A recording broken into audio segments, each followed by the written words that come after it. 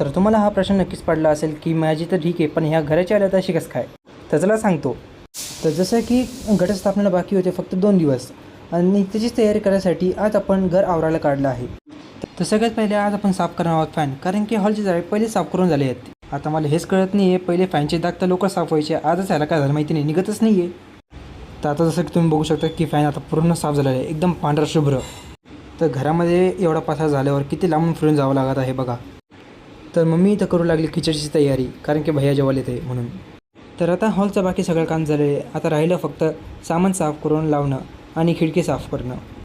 आता मी एवढं छोटं यूट्यूबर आणि एवढं मोठं घर साफ करायला मला खूप नाइंसाफी ही. तर आता एवढा सारा कचरा फक्त हॉलमधून निघाला आहे. तर आता टाईम झाला आहे 2:17 आणि आम्ही सकाळी 11 वाजता सुरू केलं तर साफसफाई आणि टोटल 4 तास लागले हॉल साफ करायला फक्त.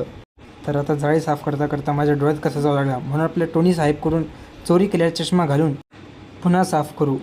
तर घर साफ करता करता आता मी घराचं प्लास्टर पण साफ करून टाकलं. करायला जातो काम होता कांड. जिना साफ करून झाल्यावर किचन पण साफ करून घेतलं, त्याची क्लिप नाही घेऊ शकलो म्हणून मी. तर ओपन प्लेसमध्ये फक्त किचनचाच पसारा आहे एवढा.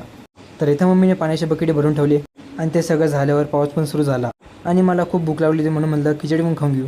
किचन साफ झाल्यावर सर्वात आधी मी माझ्यासाठी पाणी तापायला ठेवलं आणि गॅस खालून बंद होता म्हणून तिथून चालू केला, पाणी गरम करण्यासाठी ठेवलं. तर बघा सकाळपासून काम करून माझा अवतार कसा झाला.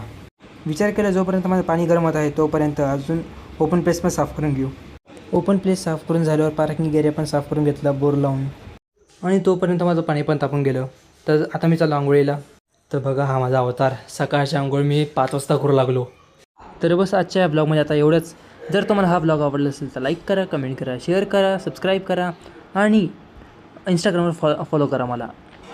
आणि कमेंटमध्ये मला नक्कीच सांगा की हा ब्लॉग तुम्हाला कसा वाटला. तर आपण भेटत नेक्स्ट ब्लॉगमध्ये. Bye bye.